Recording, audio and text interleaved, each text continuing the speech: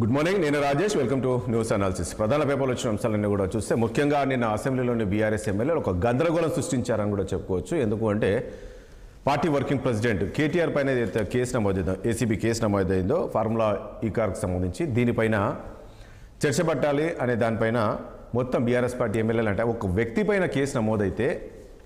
పైన కేసు నమోదైతే ఎమ్మెల్యేలంతా కూడా అసెంబ్లీలో సభ జరగనివ్వకుండా దీనిపైన చర్చ పెట్టాలంటూ పెద్ద ఎత్తున ఆందోళన చేశారు. మనం చూసాం. కొంతమంది ఎమ్మెల్యేలు, అదేవిధంగా మాజీ మంత్రులు కూడా స్పీకర్ పోడియాన్ని కూడా చుట్టుముట్టే ప్రయత్నం చేశారు. ఆ విజువల్స్ మనం ఆ రకంగా గందరగోళము సృష్టించడం జరిగింది. మరి ఎందుకంటే ఇప్పటికే ఏసీబీ కేసు నమోదైంది. దానిపైన కేటీఆర్ క్వాష్ పిటిషన్ కూడా వేశారు.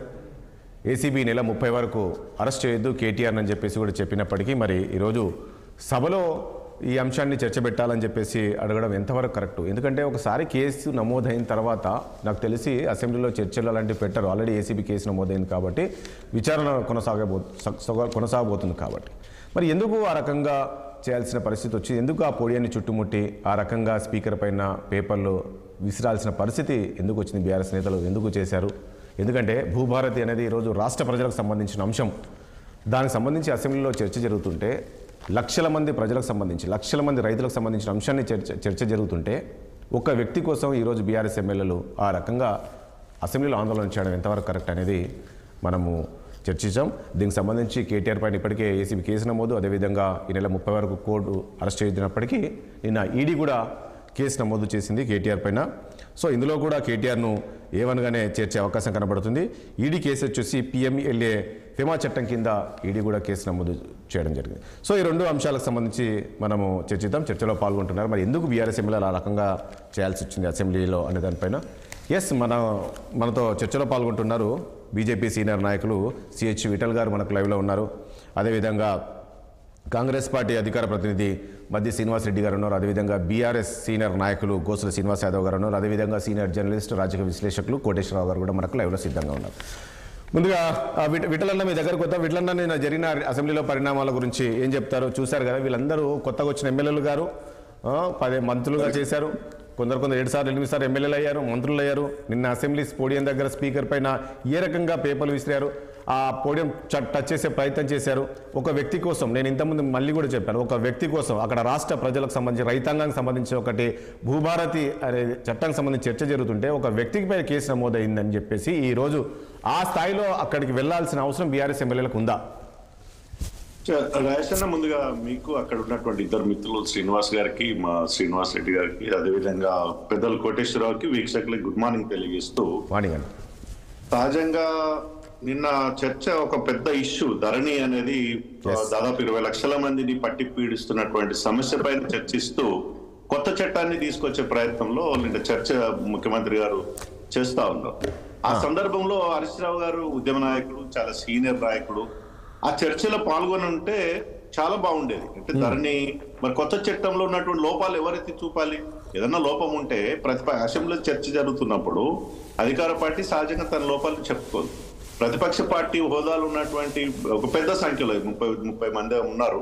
వాళ్ళు చెప్పాల్సిన, వాళ్ళు చర్చలు ఇన్వాల్వ్ అయ్యి చర్చ చేసి ఉంటే బాగుండేది హరీష్ రావు గారు. అవును, మరి హరీష్ రావు గారు టెంప్ట్ అయ్యారా? ఏ కారణం చేత మరి అట్లా స్పీకర్ గారి పోడియం దగ్గరికి పోయి అట్లా అల్లరి చేయడం అనేది విజువల్ చూసినాం. ప్రజలు అర్చించరు ఇట్లాంటి పరిణామాలని. ప్రజలు ఎప్పుడు కూడా యాక్సెప్ట్ చేయరు, అర్చించరు. మంచి పరిణామం కాదు. ఒకవేళ నిజంగా నిన్న ఫార్ములా ఈ కేసుకు సంబంధించి కేసు పైన చర్చించాలి అంటే వాళ్ళది ఒక నోటీస్ ఇవ్వడము, ఇంకో ప్రత్యేకంగా టైం తీసుకోవడమే చేయాలి తప్ప, ఒకవైపు ఈ పెద్ద చర్చ జరుగుతున్న తరుణంలో అందులో ఇన్వాల్వ్ అయితే బాగుండేది బీఆర్ఎస్ పార్టీ. ఏ కారణం చేతనో మరి వాళ్ళు అల్లరి చేసినట్టుగా కనిపించింది వీడియోస్ చూస్తుంటే. ఒక అంశం ఇట్లన్నా, ఇప్పుడు వీళ్ళు ఏంటి, దీనిపైన కేటీఆర్ పైన కేసు నమోదైంది కాబట్టి ఫార్ములా ఈ కార్కు సంబంధించి చర్చ జరపాలంటున్నారు. ఒకసారి ఏసీబీ కేసు అయినాక, ఏసీబీ కావచ్చు, ఈడీ కావచ్చు, ఒక వ్యక్తి పైన కేసు నమోదైన తర్వాత అసెంబ్లీలో ఈ అంశాన్ని మళ్ళీ చర్చకు పెట్టవచ్చా? ఎందుకంటే అక్కడ ఆల్రెడీ కేసు నడుస్తూ ఉంటుంది, విచారణ జరిగే అవకాశం ఉంది. అయితే రాజేష్ అన్న, ఇప్పుడు మీరు అన్నట్టు ఈ ఏసీబీ కేసులు కావచ్చు, మిగతా ఏ కేసులైనా రేవంత్ రెడ్డి గారు తొందరపడట్లేదంటే అనిపిస్తా ఉంది. అంటే ప్రజలకు ఇంకా యాక్షన్ తీసుకుంటలేదని కాకుండా legal frame work, background legal frame work ఎక్కువ చేస్తున్నట్టు అనిపిస్తుంది. అంటే కేసును పకడ్బందీ చేసే ఉద్దేశమే ఏదైనా కావచ్చు. గతంలో చంద్రబాబు నాయుడు గారిని అరెస్ట్ చేసినప్పుడు, ఆంధ్రప్రదేశ్ లో జగన్ గారు అరెస్ట్ చేసినప్పుడు ఒకే ఒక సందర్భంలో గవర్నర్ గారు పర్మిషన్ లేదని చెప్పి అక్కడ వారికి బెయిల్ రావడం జరిగింది, బయటకు వచ్చారు చంద్రబాబు నాయుడు గారు సీఎం కావడం జరిగింది.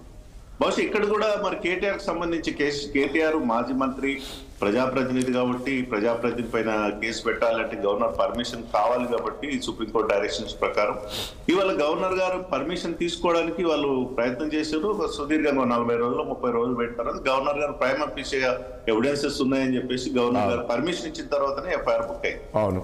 ఇది లీగల్ అంటే ఏసీబీ కేసు సంబంధించినట్టు లీగల్ ఫ్రేమ్ వర్క్. చట్టసభలో చర్చించాలంటే ఏ విషయమైనా చర్చించదు, కాదనట్లేదు న్యాయ సంబంధం. కానీ దానికి సంబంధించిన ఒక పద్ధతి ఉంటది కదా. ఒకవైపు ఏమో ధరణి పైన, కొత్త భూభారత్ పైన కొత్త చట్టం పైన చర్చ జరుగుతుంది. దాంట్లో ఇన్వాల్వ్ కావాల్సిన బాధ్యత ప్రతిపక్ష పార్టీది ఉంది. అది కాకుండా ఈ కేసు పైనే పట్టుబట్టడం అనేది వారికి బహుశా నిన్నటి యాక్టివిటీస్ అంతా కూడా టిఆర్ఎస్ కే నష్టం, వాళ్ళ పార్టీకే నష్టం. ఎందుకంటే నిన్న చూసినాం ఒక వాతావరణం. సహజంగా ఏం చేస్తారు, ఇట్లా తోపులాట ఉంటే సహజంగా సభను వాయిదా వేసి సస్పెండ్ చేస్తారు. మరి ఈ ప్రభుత్వం ఆ ప్రయత్నం కూడా చేయకుండా ఆ సభను వాళ్ళు ఎంత అల్లరి చేసినా కొనసాగించడం అంటే ఒక పట్టుదలతో ఆ బిల్ పాసింగ్ కోసం ప్రయత్నం చేసినట్టు అనిపించింది. నిన్నటి నిరసన మాత్రం బీఆర్ఎస్ కే నష్టము. కానీ ఒకటి విఠల్ గారు, వీళ్ళు ఏమంటారంటే కనీసం మాకు మైక్ ఇవ్వట్లేదు, మాట్లాడనివ్వట్లేదు అని చెప్పేసి ఈరోజు బీఆర్ఎస్ ఎమ్మెల్యేలు అంటున్నారు. మనం గతంలో చూసాం, ఇప్పుడు అంటే ఈ కాంగ్రెస్ ఎమ్మెల్యేలు అదే చెప్తున్నారు, గతంలో కనీసం మైక్ కూడా ఇచ్చేవాళ్ళు కాదు. మేము ఈసారి చూస్తున్నాం మా ఎమ్మెల్యేల కన్నా ఎక్కువ శాతం బీఆర్ఎస్ ఎమ్మెల్యేలే మాట్లాడుతున్నారు అని చెప్పేసి చెప్తున్నారు. వాస్తవేనా? నిజంగా ఈ రోజు కాంగ్రెస్ ఎగ్జాంపుల్ చెప్తారు రాజేశ్వర. గతంలో మా ఈటల రాజేందర్ గారు ఎలక్షన్ అయి వచ్చాడు. అప్పటికి ఒక రాజసింగ్ మాకు ఒక ఎమ్మెల్యే ఉండే, ఆ తర్వాత రఘునందన్ రావు గారు దుబాగా గెలవడం, బై ఎలక్షన్స్ లో ఈటల రాజేందర్ గారు గెలిచిన తర్వాత మొట్టమొదటిసారి సభకు వస్తే మొదటి రోజే మొత్తం సభ మొత్తం ఆ 15 రోజుల సభను వాళ్ళని సస్పెండ్ చేశారు. ఫస్ట్ దేవనే ఏమన్నాడు, ఈటల రాజేందర్ గారు లేచి నిలబడే ప్రయత్నం చేశారు ఏదో చెప్పడానికి. ఆ ఫస్ట్ డేనే 3 ఎమ్మెల్యేలను సస్పెండ్ చేసి ఓల్డ్ డే ఆ సెషన్ మొత్తం కూడా వాళ్ళని సస్పెన్షన్ ఉంచారు. మరి నిన్నటి యాక్టివిటీస్ చూస్తే మాత్రం మరి వాళ్ళని ఎమ్మెల్యేల పైన ఈ సెషనే కాదు, ఈ పీరియడ్ అంతా వాళ్ళు సస్పెండ్ చేయాల్సిన వాతావరణంలో కూడా ఈ ప్రభుత్వం ఏంటంటే వాళ్ళని స్థానం వాళ్ళ అల్లరి వాళ్ళు చేసుకుని మా చర్చ మేము పెడతామని కొంత సహనంతో బిల్ పాస్ చేసుకునే ప్రయత్నం చేసి సభను నడిపే ప్రయత్నం చేశారు. బట్ ఆ స్పీకర్ గారు కూడా కొంత ఉందాగా అంటే వెంటనే ప్రొసీడింగ్స్ వెళ్లకుండా, సస్పెన్షన్స్ వెళ్లకుండా, మార్షల్స్ చాలా పవర్స్ ఉంటాయి, మార్షల్స్ తీసుకెళ్లి బయటికి తీసుకుపోయి పంపించే వాతావరణం ఉంటుంది. ఏమైనా నిన్న సభ నడిపారు, వీళ్ళ పట్టుదలతో ముందుకెళ్లారు. నేను మళ్ళీ చెప్తున్నా, నిన్నటి యాక్టివిటీస్ మాత్రం నిరసన చేయొచ్చు, నిరసన చేసే హక్కు ఉంటది, కానీ అది నిన్నటి యాక్టివిటీ మాత్రం బీఆర్ఎస్ కి నష్టమని నా అభిప్రాయం. గోసల శ్రీనివాస్ యాదవ్ గారు, ఏంటి బీఆర్ఎస్ ఎమ్మెల్యేలు ఎందుకు అలా చేస్తున్నారు? నేను ఇంతకుముందు అన్నట్లు కొత్త వాళ్ళు కాదు, వీళ్ళంతా సీనియర్స్, గతంలో 10 ఏళ్ళు అసెంబ్లీ నడిపించారు. ఈ రకంగా నిన్న ఇప్పుడు ఆ విజువల్ చూస్తే ఈ రకంగా పొడియన్ని చుట్టుముట్టడం, టచ్ చేయడం అంటే ఆ మాటలు అవన్నీ కొంచెము మీకే ఇబ్బందికరమైన పరిస్థితులు కదా? భూభారతి అనేది మనం తెలుసు, ఈరోజు రాష్ట్ర రైతాంగానికి సంబంధించి గతంలో ఈ ధరణి సంబంధించి ఏ రకంగా పట్టి పీడించిందో, రైతులు ఏ రకంగా ఇబ్బందులు పడ్డారో ఈరోజు దీనికి సంబంధించి చర్చ జరిగినప్పుడు ఇది ఇంపార్టెంట్ కదా, రాష్ట్ర రైతాంగం ఇంపార్టెంట్ కదా, ఒక వ్యక్తి కోసం కాదు కదా అసెంబ్లీ అనేది. గుడ్ మార్నింగ్ రాజేష్ గారు, మీకు పెద్దలు విఠలన్నకు, సీనన్నకు, కోటేశ్వరరావు గారికి. అంటే స్పష్టంగా మేము భూభారతి ఈ జరుగుతుండే చర్చ ఆపమని కాదు మా ఆలోచన. అడిగింది మేము ఏమడిగినామంటే, ఈ కామర్స్ పైన ఈరోజు రాష్ట్రంలో మీరు ఒక పెద్ద అక్రమం జరిగింది, మొత్తం స్కామ్ జరిగింది అంటున్నారు కదా, దాంట్లో చర్చ పెట్టే మని మాకు ఒక హామీ ఇవ్వండి అని స్పీకర్ దగ్గర అడిగినాం. ఫస్ట్ ఇది మేము దాన్ని అడ్డుకోలేదు, ఇది క్లారిటీ ఉండాలి స్పష్టంగా. ఏమన్నామంటే, మాకు ఇది జరిగిన తర్వాత ఈ రేపా ఎల్లుండా వాట్ ఎవర్ మేబీ మీరు ఈ కామర్స్ ఏదైతే ఉందో, ఈ కార్స్ ఏదైతే ఉందో, ఈ కార్స్ పైన చర్చ చేస్తాము అని మాకు స్పీకర్ దగ్గర నుంచి ఒక హామీ కావాలని మేము ఆడ పోరాటం చేయడం జరిగింది. ఒకటి. రెండో విషయం, ఈ రోజు ఈ రాష్ట్రంలో కేఎంబీఆర్ కాంచి మొదలుకుంటే లగాచర్ల వరకు అసెంబ్లీలో గలమెత్తింది మా నాయకులే, మా ఎమ్మెల్యేలే, ఇక్కడెక్కడ కాదు. ఒకటి. మూడో విషయం, మీరు అన్నారు ఒకే ఎమ్మెల్యే ఒక వ్యక్తి, ఆయన మంత్రి, మాజీ మంత్రి, అదే విధంగా వర్కింగ్ ప్రెసిడెంట్, ఈ రోజు ఒక ఎమ్మెల్యే 5 సార్లు గెలిచిన వ్యక్తి, ఈ రోజు మీరు రాష్ట్ర వ్యాప్తంగా ఒక బదనాం చేస్తున్నారు. ఆ బదనాము ప్రజలందరికీ తెలవాలనేది మేము అడిగింది, అంతే తప్పించి వేరే కాదు కదా. వేరే ఒక వ్యక్తి కోసము లేదా అదారి కోసం. శ్రీనివాస్ యాదవ్ గారు నాకు ఒక పాయింట్ అర్థం కాదు. ఇప్పుడు అక్కడ కేటీఆర్ పైన కేసు నమోదైందంటే ఇంతకుముందు విఠలన్న గారు చెప్పినట్లు ఆల్రెడీ గవర్నర్ పర్మిషన్ తీసుకున్నారు. గవర్నర్ కూడా లీగల్ ఒపీనియన్ తీసుకున్న తర్వాతనే అనుమతి ఇచ్చారు. అట్ ద సేమ్ టైం ఇట్లా ఏసీబీ కూడా పూర్తి ఆధారాల తర్వాత కేసు నమోదు చేసిన తర్వాత మళ్ళీ ఇక్కడ చర్చించాల్సింది ఏముంటది? ఆయన కనీసం స్పీకర్ ఒక అంశం అన్నాడు. అసలు మీరు సీనియర్స్ అండి, సీనియర్ నాయకులు మీరందరూ కూడా కనీసం బీఎస్సీలో కూడా చర్చించలేదు. ఈ అంశాన్ని మనం చర్చిద్దాం అనేది బీఎస్సీలో కూడా మీరు ప్రస్తావించలేదు. ఆల్ ఆఫ్ సడన్ గా దీన్ని చర్చించమంటే ఎలా ఉంటుంది అని. అసలు బీఎస్సీలో వినండి రాజేష్ గారు, మీరు సీనియర్ జర్నలిస్ట్, బీఎస్సీలో ఎన్ని రోజులు జరుగుతుంది అసెంబ్లీ ఇప్పుడు చెప్పగలుగుతారా? అదే విధంగా ఏ ఇష్యూ జరుగుతుంది అని బీఎస్సీలో అసలు చర్చించలేదండి. బీఎస్సీలో ఏమీ కూడా చర్చించకుండానే అసెంబ్లీ, చాలా మంది నిన్నటికి అయిపోతుంది మొన్నటికి అయిపోతుంది అసెంబ్లీ అనుకున్నారు. రోజుకు రోజు ఎక్స్టెన్షన్ చేసుకుంటూ వస్తున్నారు. కానీ ఇప్పటి వరకు మీరు ఒక సీనియర్ జర్నలిస్ట్ ఇన్ని రోజులు అసెంబ్లీ జరుగుతుందని మనకు తెలుసా అండి? తెలియదు. అంటే బీఎస్సీలో ఎట్లాంటి క్లారిటీ లేకుండా కాంగ్రెస్ పార్టీ ముందుకు పోతుంది. రెండో విషయం, గవర్నర్ పర్మిషన్ ఎందుకు తీసుకున్నారు? మాజీ మంత్రి వర్కింగ్ ప్రెసిడెంట్ ఎట్లా పెట్టొచ్చు పెట్టరాదా అనే దాని మీద గవర్నర్ పర్మిషన్ తీసుకున్నారు. రెండో విషయం, ఈ రోజు ఏసీబీ కేసు అయిన యాంటీ కరప్షన్ బ్యూరో ఏంది, అక్కడ లావాదేవీలు ఫిజికల్ గా విఠలన్నకు తెలుసు, సినిమాకు తెలుసు, అడ్వకేట్, సో ఏమన్నా మూవ్ అయిందా అనేది ఇదంతా స్పష్టంగా. శ్రీనివాస్ యాదవ్ గారు నేను ఒక పాయింట్ అడుగుతాను. సరే మీరు చర్చ నేనేమంటున్నా, మీరు చర్చ కాదండి, మీరు చర్చ పెట్టమంటున్నారు. కానీ ఆ రకంగా స్పీకర్ దగ్గరికి వెళ్ళి స్పీకర్ పైన పేపర్ విసేయడము, అదేవిధంగా మీరు మధ్యలో అడ్డుకుంటే నేను మాట్లాడాను. స్పీకర్ దగ్గరికి వెళ్ళి పేపర్లు విసిరేయలేదు. వాళ్ళ ఎమ్మెల్యే శంకరు చెప్పు చూపించిండు, బాటిల్ విసిరేసిండు. ఆయన వైపు మా వాళ్ళు చూపించవచ్చు, కానీ స్పీకర్ దగ్గరికి వెళ్ళి ప్రొటెక్ట్ చేసిండ్రు అంతే. ఒక విషయం. రెండో విషయం అన్న, మీరు ఒకసారి కొంచెం టైం ఇవ్వాలి. ఈ రోజు ప్రభుత్వం రాగానే ఎందుకు ఇచ్చిరన్న ప్రజలు? మ్యాండేటరీగా మంచి అవకాశం ఇచ్చారు కదన్న. 64 సీట్లు ఒక మిత్రపక్షం కలిసి ఇచ్చిండ్రు. 6 గ్యారంటీలు పెట్టుకొని 13 హామీలు పెట్టుకొని 420 హామీలు పెట్టుకొని ముందుకెళ్ళారు. మీరు అవి అమలు పరచకుండా, ఒక్క నిమిషం అన్న, అమలు పరచకుండా కాళేశ్వరం మీద కూలిపోయింది కాలిపోయింది ఆహా అయిపోయిందని ఒక కమిషన్, దాంట్లో ఏం ఎదుర్కొన్నామో ఏమైతుందో నరసింహారెడ్డి గారు అతి ఉత్సాహం పడితే ఆయన బయటికి వెళ్ళిపోయిన ఇంకో ఆయన. అదేవిధంగా కరెంటు మీద కమిషన్, ఫోన్ ట్యాపింగ్ మీద కమిషన్. ఇవన్నీ చూస్తుంటే ఏం జరుగుతుంది ఇక్కడ ఈ రాష్ట్రంలో? ఇవన్నీ చర్చ జరగాల మరి అసెంబ్లీలో.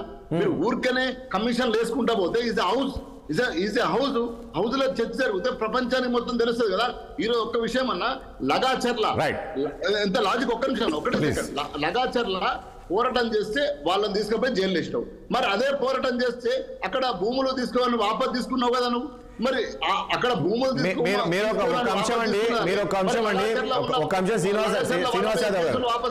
శ్రీనివాస్ యాదవ్ గారు, గతంలో మీరు అధికారంలో ఉన్నప్పుడు ఆ స్థాయిలో ఎమ్మెల్యే పొడియన్ దగ్గరికి వెళ్ళింటే 4 ఏళ్ళు సస్పెండ్ చేసిన రోజులు ఉన్నాయండి, గుర్తుపెట్టుకో. ఈ రోజు కాంగ్రెస్ ఎమ్మెల్యే, కాంగ్రెస్ ఇంకా చేయలేదు అది ఈ సర్కార్. అది వాళ్ళ అదే మా హక్కు అన్న. మా ఒక నాయకుడు, మా నాయకుడు అసెంబ్లీ ఒక ఎమ్మెల్యే 5 సార్ల మాజీ మంత్రి. అది కరెక్ట్ కాదంటున్నా, మీరు నిరసన తెలిపే పద్ధతి అది కాదంటున్నా శ్రీనివాస్ యాదవ్ గారు. పార్టీలో మా బీఆర్ఎస్ పార్టీ వర్కింగ్ ప్రెసిడెంట్ మీద రాష్ట్ర వ్యాప్తంగా కరప్షన్ చేసిందని మా బదనాం చేస్తున్నారు. రాష్ట్ర రైతాంగానికి సంబంధించి భూభారతి చర్చ జరుగుతుంది, చర్చ పెడితే తప్పే ఉంది. ప్రజలకు తెలిసిపోతుంది. పాయింట్ మీరేమంటున్నారు? మా వర్కింగ్ ప్రెసిడెంట్, మాజీ మంత్రి, మా ఎమ్మెల్యే అని మీరు అంటున్నారు. అంటే ఇక్కడ భూభారతికి సంబంధించి దాదాపు 20 లక్షల మంది రైతుకు సంబంధించి చర్చ జరుగుతుంటే దానికన్నా ఇంపార్టెంట్ ఇది అంటారా మీరు? నేనేమంటున్నా, దాన్ని మేము అపోజ్ అన్నా వినండి. మేము భూభారతి మీద మేము పార్టిసిపేట్ చేయము, మేము లోపాలు చెప్పము, మేము సలహాలు ఇవ్వమని అని చెప్పలే. మాకు స్పీకర్ దగ్గర నుంచి ఒక మాట హామీ ఇవ్వమని డిమాండ్ చేసినాం. అంటున్నా నేను. ప్లీజ్ ఒక నిమిషం. శ్రీనివాస్ రెడ్డి గారు ఏం చెప్తారు నిన్న జరిగిన పరిణామాలకు సంబంధించి, అసెంబ్లీకి సంబంధించి? 6 టీవీ ప్రధానికానికి, మరి అదేవిధంగా ఎంకర్ రాజేష్ గారికి, మన కోటేశ్వరరావు గారికి, విఠలన్నకు, అదేవిధంగా ఓసు శ్రీనివాస్ యాదవ్ గారికి అందరూ కూడా గుడ్ మార్నింగ్ అండి. ఇప్పుడు ఈ కేటీఆర్ గారు ఏం ఆర్గ్యూ చేస్తుండే, ఇలా అవినీతి ఏం జరిగింది అంటున్నాడు ఆయన. హెచ్ఎండిఏకు నేను హెచ్ఎండిఏ అంటే ఏదైతే అర్బన్ డెవలప్మెంట్ దానికి సంబంధించిన మినిస్టర్ నేను అంటాడు ఆయన. ఇక్కడ ఆయన మరి అన్ని తెలిసిన ఆయనకు ఒకటి తెలవాలి, ఏంటంటే హైదరాబాద్ మెట్రోపాలిటన్ డెవలప్మెంట్ అథారిటీలోని రూల్స్ ఒకటి చాలా స్పష్టంగా ఉన్నాయి. అది అసలు కేసు జరగడానికి ప్రధాన కారణం ఈ పాయింటే. 10 కోట్ల కంటే ఎక్కువ చెల్లింపులు లావాదేవీలు జరిగినప్పుడు ఖచ్చితంగా ప్రభుత్వం నుంచి అదేవిధంగా ఆర్థిక శాఖ నుంచి అనుమతులు తీసుకోవాలని చాలా స్పష్టంగా ఉంది. 10 కోట్ల కంటే ఎక్కువ లావాదేవీలు జరిగినప్పుడు ఇక్కడ దాదాపు 47 కోట్ల రూపాయలు ఎలాంటి అనుమతులు లేకుండా, కేబినెట్ అనుమతి కూడా లేకుండా, ఫైనాన్స్ డిపార్ట్మెంట్ అనుమతి లేకుండా మరి కేటీఆర్ గారు సొంత జేబు సంస్థలాగా ఆయన ఏంటంటే అర్బన్ డెవలప్మెంట్ అథారిటీకి ఆయన ఏదైతే మినిస్టర్ ఉందో ఆ హోదాలో నేను చేసినా అంటాడు. అది 10 కోట్ల కంటే ఎక్కువైంది కాబట్టి చాలా క్లియర్ ఇల్లీగల్. మరి ఏదైనా ఫారెన్ కనుక ఏదైనా మనం కరెన్సీని బయటకు పంపించినప్పుడు ఖచ్చితంగా ఆర్థిక శాఖ అనుమతి తీసుకోవాలి. పెమా ఉల్లంఘన కింద కూడా వస్తుంది అది. ఇప్పుడు ఈయన మీద ఆల్రెడీ ఏసీబీ ఒక కేసు పెట్టింది మొన్న. ఏసీబీ ఎఫ్ఐఆర్ చేసిన తర్వాత పెమా ప్రకారం కూడా మళ్ళీ ఈడీ ఎన్ఫోర్స్మెంట్ డిపార్ట్మెంట్ ఏదైతుందో అది కూడా మళ్ళీ ఈయన మీద కేసు పెట్టింది. పెమా అంటే ఫారెన్ ఎక్స్చేంజ్ మేనేజ్మెంట్ యాక్ట్ 1999 ప్రకారం ఇంకొక ఎఫ్ఐఆర్ కూడా నమోదైంది. ఇవి రెండు నిధుల దుర్వినియోగం కిందకు వస్తాయి చాలా స్పష్టంగా. ఈ పాయింట్ తోటి ఆయన మీద కేసు కానీ ఎఫ్ఐఆర్ కానీ నమోదైంది. మరి ఇంకోటి ఏంటంటే ఈయన దగ్గర పర్మిషన్ తీసుకొని గవర్నర్ గారు ఏదైతుందో గవర్నర్ గారిలోని ఏసీబీ యాక్ట్ ప్రకారం గవర్నర్ గారు పర్మిషన్ తీసుకొని ఆయన్ని అరెస్టు రంగం సిద్ధమైంది. అదేవిధంగా ఎఫ్ఐఆర్ చేయడం జరిగింది. ఇది చాలా క్లియర్ గా వైలేషన్ అర్థమవుతుంది. మరి దీన్ని ఎందుకు బీఆర్ఎస్ వాళ్ళు చెలవలు పలవలు చేసి మేమేదో శుద్ధపూసని చెప్పుకోవడానికి ప్రయత్నిస్తున్నా అర్థం కావట్లేదు. 10 కోట్ల రూపాయల కంటే రూల్స్ ప్రకారం వద్దు అని తెలిసిన తర్వాత తాను ఒక మంత్రి అయి ఉండి మరి అరవింద్ కుమార్ గారు ఉన్నారు. మరి అరవింద్ కుమార్ గారు కూడా ఆయన special chief secretary Hyderabad municipal development అథారిటీకి, మరి ఆయన కూడా ఐడియా ఉండాలి కదా. సో వీళ్ళందరూ కూడా ఒక కుమ్మక్క అయినట్టుగా మరి దాదాపు వీళ్ళు 47 కోట్ల రూపాయలు ట్రాన్స్ఫర్ చేశారు. దీనివల్ల ఇన్కమ్ ట్యాక్స్ డిపార్ట్మెంట్ 8,6,00,000 రూపాయలు మరి మున్సిపాలిటీ వాళ్ళ డిపార్ట్మెంట్ హెచ్ఎండిఏ మీద ఫైన్ వేసింది. ఇంకొక డిపార్ట్మెంట్ మొత్తం సుమారుగా ఒక 56 కోట్ల రూపాయల దాకా ఇక్కడ నిధుల దుర్వినియోగం జరిగింది. అప్రోప్రియేషన్ దుర్వినియోగం అనేది చట్ట ప్రకారం నేరం కదా చెప్పండి. అది నేరం కాకుండా మరి అన్ని నేరం జేబు సంస్థ కాదు, కేసీఆర్ కాదు, కేటీఆర్ గారు సొంత సంస్థ కాదు. ఇది వాళ్ళు చేశారు. లైన్ నడుస్తుంటే ఇంకొకటి రాజేష్ గారు ఇంకొకటి ఏంటంటే ఆ రోజు ఏం జరిగింది పోయిన సంవత్సరం అంటే అక్టోబర్ 23 నాడు అగ్రిమెంట్ జరిగినప్పుడు యాక్చువల్ గా అప్పుడు మరి ఎలక్షన్ కోడ్ అమల్లో ఉంది. ఎలక్షన్ కోడ్ అమల్లో ఉన్నప్పుడు ఫారెన్ కి డైరెక్ట్ గా అమౌంట్ ఎక్స్చేంజ్ ని పంపించవచ్చా అదొకటి మీరు అర్థం చేసుకోవాలి. ఏంటి ఇది సొంత వాళ్ళ ఇల్లా, ఇదేమైనా కుటుంబమా అంటే తెలంగాణ రాష్ట్రం వాళ్ళ జాగిర్ అనుకున్నారో నాకు అర్థం కావట్లేదు. అంటే చట్ట ప్రకారం కూడా పోలేరా? కనీసము ఫార్ములా ఈ రేసు 9, 10, 11, 12 అని మొత్తం ఆయన డిసైడ్ చేసుకున్నారు. 2023 ఫిబ్రవరి 11 నాడు శ్రీనివాస్ రెడ్డి గారు నిన్న కేటీఆర్ ఏమంటారంటే మీరంతా ఇదంతా మీ యొక్క 6 గ్యారంటీలు కావచ్చు ఈ అప్పల నుంచి దృష్టి మళ్లించేందుకే ఈ యొక్క ఈ కార్ కేసు అని చెప్పేసి పెట్టారు తప్ప అసలు ఏం లేదు, ₹1 అవినీతి జరగలేదనే విధంగా చెప్తున్నారు. ఆయన చాలా కాన్ఫిడెన్స్ గా ఉన్నారు. నేను చెప్తున్నా రాజేష్ గారు మీకు చాలా స్పష్టంగా చెప్తున్నా, నేను బీయింగ్ అడ్వకేట్ గా అవినీతి కాదు నిధుల దుర్వినియోగము 10 కోట్ల రూపాయల కంటే Hyderabad metropolitan urban development authority ఏదైతే ఆ డెవలప్మెంట్ అథారిటీ కింద 10 కోట్ల కంటే ఎక్కువ డబ్బులు ట్రాన్స్ఫర్ అయితే ఖచ్చితంగా ప్రభుత్వం నుంచి ఆర్థిక శాఖ నుంచి అనుమతి తీసుకోవాలి. తీసుకొని ఎడల అది నిధుల దుర్వినియోగం కిందకే వస్తుంది. అదే విధంగా కోట్ల రూపాయలు ట్రాన్స్ఫర్ చేసేటప్పుడు ఫెమా యాక్ట్ ప్రకారం ఖచ్చితంగా ఆ రిజర్వ్ బ్యాంక్ ఆర్బీఐకి తెలియజేయాల్సిన రూల్ ఉంది. చాలా స్పష్టంగా ఒకటండి శ్రీనివాస్ రెడ్డి గారు ఏంటంటే లెక్కలేంతనం ఏమవుతుంది నాదే కాదు ఇది మన ఇల్లా. నిన్న అసెంబ్లీలో జరిగిన పరిణామాలు చూస్తే అక్కడ మీ ఎమ్మెల్యే షాద్నగర్ ఎమ్మెల్యే శంకర్ ఎవరైతే ఉన్నారో ఆయన కూడా కాస్త అంటే కొంచెం పరిధి దాటి కొన్ని ప్రవర్తించినట్టు కనబడుతుంది. ఆ చెప్పు పట్టుకొని చెప్పు చూపించడం అంటే ఆ రకంగా బీఆర్ఎస్ ఎమ్మెల్యేలను కొంచెం రెచ్చగొట్టే విధంగా చేసినట్టు కనబడుతుంది. అది కూడా తప్పే కదా. ఒకటి గమనించండి, 2014లో టీఆర్ఎస్ పార్టీ అధికారంలోకి వచ్చినాక అసెంబ్లీలో ఏదైతుందో రూల్స్ కూడా వీళ్ళు ప్రొసీడింగ్స్ కూడా చాలా చేంజ్ చేశారు. వాళ్ళకి చాలా అనుకూలంగా అంటే ఒక అసెంబ్లీ ఒక సభ్యుడు లేచి కనీసం కొద్దిగా ఫ్రీగా మాట్లాడేట్టు కూడా లేకుండా ఆ రూల్స్ నేను రూల్స్ కూడా చదివాను అంటే ఎంత స్ట్రిక్ట్ చేశారు. నిన్న మనం చూసాం హరీష్ రావు గారు ఉరికిపోయి ఒక ప్లాన్ ప్రకారం అందరు నేర్చుకుని ఒక దొంగల మూటలాగా వెళ్ళి మరి అలా అసెంబ్లీ స్పీకర్ మీద పడటం అంటే స్పీకర్ ఏంది ఇండివిజువల్ అండి, ఒక సంస్థ రాజ్యాంగబద్ధ సంస్థ. ఆయన అదొక ఆఫీస్ మీదికి పోవడం అంటే ఏంటన్నది ఇలా ఆయన ఒక సస్పెండ్ చేయాలని నన్ను అడిగితే ఇట్లాంటి పదాలు అంటే కావాలని రెచ్చగొట్టమా? శ్రీనివాస్ గారు మీరు కూడా అర్థం చేసుకోవాలి, మనం ఏంటంటే రాజ్యాంగం మన చుట్టం కాదు, చట్టం ఎవరు చుట్టం కాదు, ఎవరైనా చేయాలి ప్రకారం పోవాలి. మనం ఏం చేసిన ఏం కాదు, వాళ్ళు ఏమైనా చేస్తే మనం రాజకీయాలు ఎందుకు పొందాము, ఎన్నాళ్ళు రాజకీయాలు ఎందుకు పొందుతారు? మీరు కాళేశ్వరం మీద అవినీతి జరిగింది, ఇప్పుడు ఆ కమిషన్ కూడా పొడిగించడానికి అవకాశం ఉంది. ఇంకా అన్ని చూస్తున్నాం. ఎందుకంటే ఒక్కొక్కటి మీరు అంటున్నారు, ఇంతకు ముందు కూడా అన్నారు ఏదైనా లీగల్ గా ఫ్రేమ్ చేయాలి. ఎందుకంటే వ్యక్తిగత కక్షలు ఎవరి మీద కాంగ్రెస్ పార్టీ కానీ రేవంత్ రెడ్డి గారు కానీ ఎవరికి లేవు. ఇక్కడ చేసిన తప్పుని చేసిన అవినీతిని ప్రజలకు తెలియాల్సిన బాధ్యత కాంగ్రెస్ పార్టీ మీద ప్రభుత్వం మీద ఉంది. ఎందుకంటే మీరు ఇన్నాళ్ళు దోసుకొని దాచుకున్నారు అని ప్రజలకు కక్కాల్సిన అవసరం కూడా ఉంది. చేసిన తప్పులకు చెరసాల వెళ్ళక తప్పదు. రైట్. కోటేశ్వర గారు గుడ్ మార్నింగ్ అండి. కోటేశ్వర గారు, నేను అసెంబ్లీలో జరిగిన పరిణామాలు గతంలో ఎప్పుడన్నా ఇలా చూసామా? ఎందుకంటే గత 10 ఏళ్ళలో మేము అసెంబ్లీ నడిపించాము, కానీ ఎప్పుడు ఈ రకంగా జరగలేదు అనే విధంగా ఈరోజు బీఆర్ఎస్ ఎమ్మెల్యేలు చెప్తున్నారు. ఈ రోజు బీఆర్ఎస్ ఎమ్మెల్యేలు పొడియం చుట్టుముట్టాల్సిన అవసరం ఎందుకు వచ్చింది అంటే, అక్కడ ఉన్న కాంగ్రెస్ ఎమ్మెల్యే ఏ రకంగా అసభ్యకరంగా మాట్లాడారు, ఆయన చూపించిన చెప్పులు అవన్నీ చూపించాడు. ఆ రకంగా కాస్త వాళ్ళని ఇబ్బందికరమైన పరిస్థితులకు నెట్టాడు అనే విధంగా మాట్లాడుతున్నారు. మరి నిన్న ఒక మాజీ మంత్రి హరీష్ రావు ఆ రకంగా పొడియాన్ని చుట్టుముట్టడం అంటే ఆ ఎమ్మెల్యేలను తోసేసి, అది ఎంతవరకు కరెక్ట్ అంటారు? ఇప్పుడు ఒక కేసు నమోదైంది. ఆ కేసులో నిందితులుగా ఉన్నటువంటి వాళ్ళు తప్పు చేశారా, ఒప్పు చేశారా అనేటువంటిది అది దర్యాప్తులో తేలాలి. ఆ దర్యాప్తు తర్వాత దాన్ని కోర్టు విచారిస్తుంది. కోర్టు తనకు సమర్పించినటువంటి ఆధారాలను బట్టి తీర్పు చెప్తుంది. అదంతా ఒక న్యాయమైన ప్రక్రియ. ఏసీబీ కేసు నమోదు చేసి కోర్టుకు కూడా దాన్ని ఏసీబీ కోర్టుకు కూడా సమర్పించిందని చెప్తున్నారు. ఆ విధంగా కోర్టు పరిధిలోకి వెళ్ళిన తర్వాత అసెంబ్లీలో చర్చించడము లేదా దాన్ని బయటకు చర్చించడం అంటే అది దాన్ని అర్థం ఏమొస్తుంది? ఆ కేసు దర్యాప్తుని ప్రభావితం చేయడాన్ని, అదేవిధంగా న్యాయ వ్యవస్థను కూడా ప్రభావితం చేయడం కిందకి వస్తుంది. అందువల్ల అటువంటి దాన్ని పట్టుకొని అసెంబ్లీలో చర్చించాలి అని చెప్పేసి డిమాండ్ చేయడం అనేది మరి గతంలో నాకు తెలిసినంత వరకు ఎప్పుడు అట్లా జరగలేదు. ఇతర సందర్భాల్లో లేదా వేరే సందర్భాల్లో అనేక అంశాల మీద దేని మీద అయినా పట్టుబట్టచ్చు, వాయిదా తీర్మానాలు ఇవ్వచ్చు, దాని మీద రగడాలు ఇవన్నీ కూడా చూసాం. కానీ ఒక కేసు నమోదైన తర్వాత నమోదైనటువంటి కేసు గురించి అసెంబ్లీలో చర్చించాలని పట్టుబట్టడం అనేది, అందులోనూ ఆ పట్టుబట్టడం మామూలుగా డిమాండ్ చేయొచ్చు, సీట్లో కూర్చొని డిమాండ్ చేయొచ్చు, స్పీకర్ దానికి ఏదో సమాధానం చెప్తారు, నచ్చకపోతే వాకౌట్ చేయడం ఇటువంటివి ఉండొచ్చు. కానీ నిబంధనలకు విరుద్ధంగా పోడియం దగ్గరికి వెళ్ళడం లేదా ఆ దృశ్యాలను చూసినప్పుడు డెఫినెట్ గా పరిధికి మించి బీఆర్ఎస్ సభ్యులు వ్యవహరించారనేటువంటిది ఇక్కడ స్పష్టంగా కనిపిస్తా ఉంది. సరే, దానికి సంబంధించి అధికార పక్షం కూడా ఇప్పుడు మన దృశ్యాల్లో కనిపిస్తున్నట్టు శంకర్ అనేటువంటి అతను, ఆయన కూడా అది అవాంఛనీయమైనటువంటిది. ఆ విధంగా ఒకటి కోటేశ్వర గారు, ఇప్పుడు కేటీఆర్ పైన ఏసీబీ కాదు ఇప్పుడు ఈడీ కేసు కూడా నమోదైంది. దీన్ని ఏ రకంగా చూస్తారు? కేటీఆర్ కు రాబోయే రోజులు ఇంకా ఇబ్బందులు తప్పమంటారా? అందుకని ఇప్పుడు ఈ ఏసీబీ కేసు నమోదైన తర్వాత దాని ప్రాతిపదికగానే ఈడీ కూడా నమోదు చేసింది. మరి ఈడీ నమోదు చేసినప్పుడు మరి అస్సాం పార్లమెంట్ లో కూడా మరి ఆ విధమైనటువంటిది నిన్న చేసి ఉండాలి కదా. నిన్న మొన్న వీళ్ళు రాజ్యసభలో ఉన్నారు కదా ఎంపీలు, ఎందుకని చేయలేదు అనేటువంటి ప్రశ్న కూడా వస్తుంది.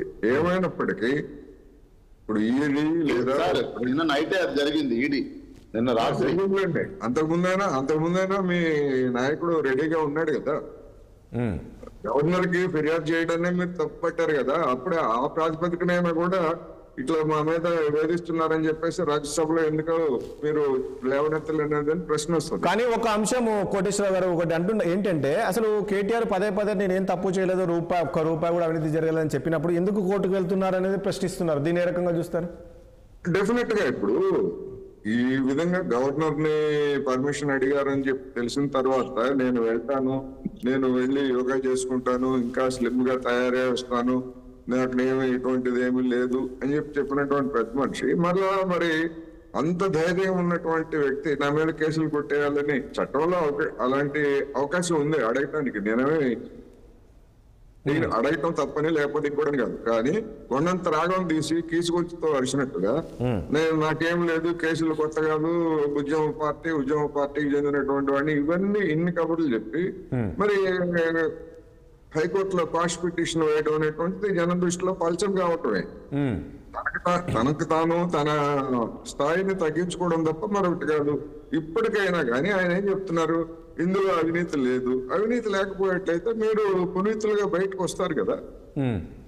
దానికి అసెంబ్లీలో ముఖ్యమైనటువంటి భూభారతి దాని గురించి అసలు చర్చలో పాల్గొనకుండా, దాన్ని చర్చ జరగనివ్వకుండా ఈ విధంగా చేయాల్సినటువంటి అవసరం ఏమున్నది? అందుకని వాళ్ళకి ప్రజల ప్రయోజనాలు లేదా మొత్తం సమాజానికి సంబంధించినటువంటి అంశాల కంటే వాళ్ళ నాయకుడికి సంబంధించినటువంటి అంశమే అసలైనటువంటి సమస్యగా కనిపిస్తా ఉంది. అందుకనే ఈ విధమైనటువంటి ప్రవర్తనకు పాల్పడ్డారనేది నాకు అనిపిస్తాం. ఒకటి అవకాశం తప్ప ఒప్ప అనేటువంటిది జనం తెలుసుకుంటారు. ప్రభుత్వం కూడా సంయమనంతో పాటించి మార్షల్స్ ను ఉపయోగించకుండా ఆ విషయంలో మాత్రం స్పీకర్ అదేవిధంగా అధికార పక్షం కూడా సంయమనంతో వ్యవహరించింది అనేది. అంటే ఇప్పుడు కాదు కోటేశ్వర గారు, మీరు ఏమంటారు? ఇప్పుడు ఎమ్మెల్యేలు ఆ రకంగా చేశారు కాబట్టి, పోడియాన్ని టచ్ చేశారు కాబట్టి వారిపైన చర్యలు తీసుకోవాల్సిన అవసరం ఉంటుందంటారా? మామూలుగా నిబంధనల ప్రకారం అయితే చర్యలు తీసుకోవాలి కదా.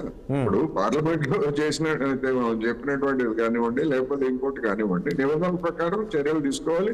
లేకపోతే మార్షల్స్ తోటి బయటికి పంపించడం ఏదో ఒకటి డెఫినెట్ గా ఉండాలి. కానీ అధికార పక్షం అంతదాకా వెళ్ళని పరిస్థితిని దాన్ని సహించింది. అది నేను చెప్తాను. శ్రీనివాస దగ్గర చెప్తున్నారు.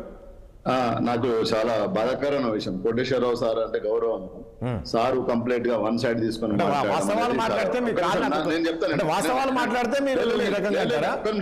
అన్న నాకు అవకాశం ఏంటంటే కాదు, మీరు ఒకటి ఆయన సీనియర్ జర్నలిస్టు, ప్రజా సమస్యల మీద ఎప్పుడు చేయనట్టు ఈ రోజు అన్న ఒకటి లగాచర్ల విషయం కావచ్చు, పిల్లలు చనిపోతున్న విషయం కావచ్చు, కేఎంబిఆర్ మీద పట్టి చట్టం చేసే హౌస్ లో డిస్కస్ చేసి ఆ రోజు మేము కొట్లాడటమే జరిగింది.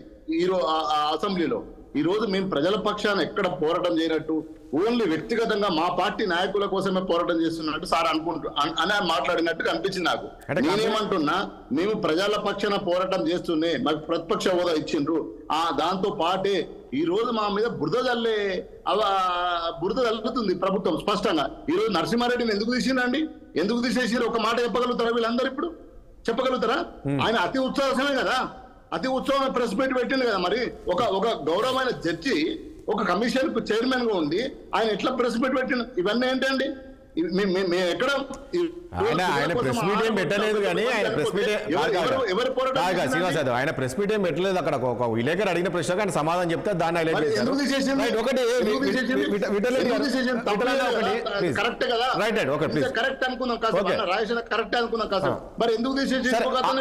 అది వేరు.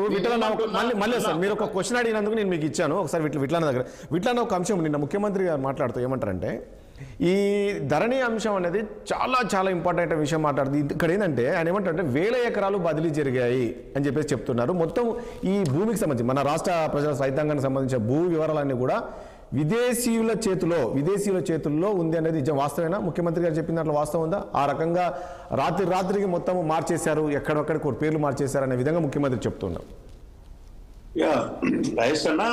Little bit I have an awareness on the revenue laws. నేను మొట్టమొదటిసారి ధరణి తెచ్చినప్పుడే చాలా రకాలుగా మీడియాలో కూడా మాట్లాడి చెప్పాను.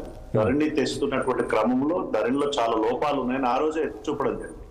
ఎందుకంటే ఆ రోజు అనుభవ కాలం తీసేయడం కావచ్చు, అన్నిటికి మించి ఆ రోజు చేసిన అప్పటి ప్రభుత్వం చేసిన పెద్ద ఘోరమైన తప్పిదం ఏంటంటే, గవర్నమెంట్ ఆర్గనైజేషన్స్ ఇవ్వకుండా CGG ఉంది, సెంట్రల్ ఫర్ గుడ్ గవర్నెన్స్. మేము when we are the service commission member, as a member మా ఐటీకి సపోర్ట్ అంతా CGG నుంచి తీసుకునే వాళ్ళం. అంటే centre for good governance government organisation. అట్లా కాకుండా ఒక ఇంత పెద్ద ఎత్తున కోట్లాది ఎకరాల భూమి, కోట్ల మందికి సంబంధించిన ఆస్తి ఒక ప్రైవేట్ ఆర్గనైజేషన్స్ కింద పెట్టడం అంటే ఎంత? అది ప్రైవేట్ ఆర్గనైజేషన్ పెట్టొచ్చు అంటే ఐటీ ఏది మనం చూస్తాం, మిగతా లీడింగ్ ఆర్గనైజేషన్స్ కావాలి. అవి చాలా చిన్న సంస్థలు, పెద్ద ఐటీ కంపెనీ కూడా కాదు అది. టాటా TCS లాంటి కంపెనీకి ఇవ్వచ్చు ఇస్తే, దేశవ్యాప్తంగా ఉంది. అట్లా కాకుండా ఒక ప్రైవేట్ ఆర్గనైజేషన్ దానిపైన, ఆ ప్రైవేట్ ఆర్గనైజేషన్స్ పైన కూడా అనేక ఆరోపణలు ఉన్నటువంటి సంస్థకు అప్పచెప్పడం ద్వారా ఎన్ని జరిగినాయి ధరణిలో. నేను చాలా ఎగ్జాంపుల్ చెప్పాను, మళ్ళీ చెప్తున్నాను. ధరణిలో అప్పట్లో ఏంటంటే మొత్తం సెంట్రలైజ్ చేశారు అడ్మినిస్ట్రేషన్ అంతా. శ్రీనివాస్ గారి భూమో నా భూమో ముఖ్యమంత్రి గారు చెప్తారు మాయం చేసే ప్రయత్నం చేశారు. కాదండి హైడ్ చేయొచ్చు, ప్రొవిజన్ ప్రకారం హైడ్ చేయొచ్చు. అన్నిటికీ మించేది ఒక విదేశీ సంస్థకి ఇంత రాష్ట్ర ప్రజలకు సంబంధించిన కీలకమైన భూమికి సంబంధించిన సమాచారము విదేశీ సంస్థల చేతులు ఎట్లా పెడతారు? అది ఎన్ని రకాల నేరాలు జరిగే అవకాశం ఉంటది. నిన్న అదే ముఖ్యమంత్రి గారు ఆ మాట చెప్పడం జరిగింది. ఇవాళ NICకి ఇచ్చారు, వెల్కమ్. NIC కానీ గవర్నమెంట్ ఆఫ్ ఇండియా కంట్రోల్ ఉన్నటువంటి ఆర్గనైజేషన్ కి అడ్మినిస్ట్రేషన్ పాయింట్ ఆఫ్ ఇవ్వడం అంటే నిజంగా స్వాగతించాల్సిన అవసరం. ధరణిలో ఉన్న లోపాల కారణంగా ఈ రోజు కూడా 20 లక్షల మందికి ఇవాళ సమస్య పరిష్కారం కాదు. అవును, అసలు అప్పీల్ సిస్టమ్ లేదు. ఏదన్నా ఇప్పుడు తహసీల్దార్ తప్పు చేస్తే సివిల్ కోర్ట్ ఒక అంశము విటల్లో నేనేమంటున్నా, కేసీఆర్ తెలియని వ్యక్తి కాదు, అనుభవజ్ఞుడు. ఇప్పుడు ఎవరికైతే ఈ విదేశీయులకు కట్టబెట్టారో వాళ్ళు ఒడిశాలో క్రిమినల్ కేసులు ఎదుర్కొన్నారు, వాళ్ళు జైల్లో కూడా ఉన్నారంట. అలాంటి వ్యక్తులకు ఎందుకు ఇవ్వాల్సి వచ్చింది?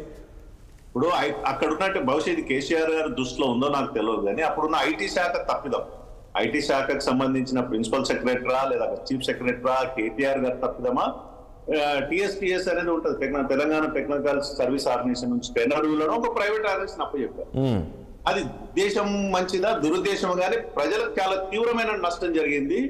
మొత్తం రాష్ట్ర ప్రజలకు సంబంధించిన ఒక ఆస్తికి సంబంధించిన భూమికి సంబంధించిన కీలకమైన సమాచారం ఒక ప్రైవేట్ వ్యక్తుల చేతులకు వెళ్ళడం అంటే అది ఎవరి ఆస్తి రేపు గ్యారంటీ లేదు. ఇప్పుడు రాత్రి నా పేరు మార్చొచ్చు, సాఫ్ట్వేర్ కదా, టెక్నాలజీ కదా, పేరు మార్చిన సందర్భాలు ఉన్నాయి. నా ప్రాపర్టీని పబ్లిక్ ప్రాపర్టీని ప్రొహిబిషన్ లో పెట్టిన సందర్భాలు ఉన్నాయి. వాళ్ళకి ఇష్టం లేకపోతే రాజకీయ నాయకుల యొక్క ప్రాపర్టీస్ ప్రొహిబిషన్ లిస్ట్ లో పెట్టిన సందర్భాలు ఉన్నాయి. ఇవి గ్రామం నుంచి హైదరాబాద్ దాకా జరిగినాయి. ఈ రోజు వాడు ఇప్పుడు మొన్న ధరణిలో ఒకే ఒక పంచ్ పాయింట్ ఏంటంటే కేసీఆర్ గారు చేసిందంటే వెంటనే మొటేషన్ ఆర్డర్స్ ఇవ్వడం. అంటే గతంలో రిజిస్ట్రేషన్ చేసి సబ్ రిజిస్టార్ నుంచి తహసీల్ ఆఫీస్ కి రావడం, తహసీల్ ఆఫీస్ దగ్గర మొటేషన్ ఎంక్వైరీ చేసి ఒక 2-3 నెలలు అక్కడ కొంత అవినీతి ఉండేది. ఒక్క పని గొప్ప పని ఏం చేశాడు కేసీఆర్ గారు అంటే రిజిస్ట్రేషన్ తహసీల్దార్కి ఇవ్వడం, అంటే అగ్రికల్చర్ ల్యాండ్ సంబంధించి వెంటనే రిజిస్ట్రేషన్ చేయడం. అదొక్క వరకే మంచిగా అనిపించింది ప్రజలు. మరి తదనంతరం వచ్చిన డిస్ప్యూట్స్, రకరకాల లిటిగేషన్స్, భూమి అంటేనే పెద్ద ఎత్తున లిటిగేషన్స్ ఉంటాయి. తెలంగాణలో భూమి 50 లక్షలు తక్కువ ఏం లేదు ఎక్కడ చూసినా. భూమి విలువ పెరిగిన తర్వాత అనేక రకాల లిటిగేషన్స్ పెరిగినాయి. ఆ పరిష్కారం సివిల్ కోర్టుకు అప్పచెప్పడం అనేది అప్పుడు చేరిన తప్పిదం. ఇవాళ మళ్ళీ తహసీల్దారు, ఆర్డీఓ, కలెక్టర్, సిసిఎల్ఏ లేదా మంత్రి ఆ తర్వాత కోర్టుకు వెళ్ళొచ్చు అని ఒక ప్రొవిజన్, ట్రిబ్యునల్స్ అన్నిటి నుంచి ట్రిబ్యునల్స్ పెట్టడం అనేది డెఫినెట్ గా పార్టీలకు అతీతంగా స్వాగతించాలి. ప్రజలకు సంబంధించిన ఇష్యూ ఇది ఎన్ఐసికి ఇవ్వడం అనేది వెల్కమ్ ఇట్. ఇట్లాంటి కీలకమైన చర్చ ధరణిలో చర్చ జరుగుతున్న సందర్భంలో అది ప్రతిపక్ష పార్టీ ఆ చర్చల్ని ఇన్వాల్వ్ అయ్యి ఇంకా పకడ్బందీగా ఏం చేయొచ్చు, ఇందులో కూడా కొన్ని లోపాలు ఉన్నాయి.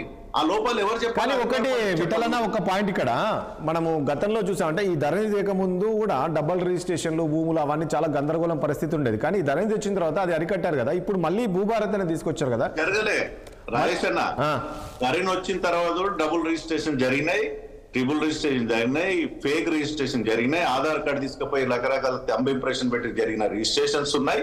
వాటికి పరిష్కారం ఆ ధరని చూపించాలి ఆ రోజుల్లో. ఇవాళ భూభారతి చూపిస్తుందని అనుకుంటాం. భూభారతిలో ఒక క్లాస్ అది అమలు అవుతుందా లేదా నాకు తెలియదు, కానీ రిజిస్ట్రేషన్ కన్నా ముందు సర్వే చేయాలి. కర్ణాటకలో అద్భుతంగా ఇది చేస్తున్నారు. గతంలో బీజేపీ ప్రభుత్వం అక్కడ ఇంట్రొడ్యూస్ చేసింది. కర్ణాటకలో ఒక భూమి రిజిస్ట్రేషన్ చేయాలంటే ముందు సర్వే చేస్తారు, బౌండరీస్ ఫిక్స్ చేస్తారు. ఆ మ్యాప్ ని రిజిస్ట్రేషన్ డాక్యుమెంట్ కి అటాచ్ చేసినప్పుడు రేపు తర్వాత ఇంకా రిజిస్ట్రేషన్ అయినాక ఇంకోటి వచ్చి భూమి నాది, నాకు రిజిస్ట్రేషన్ ముందు అనేది లిటిగేషన్స్ మినిమైజ్ చేయొచ్చు.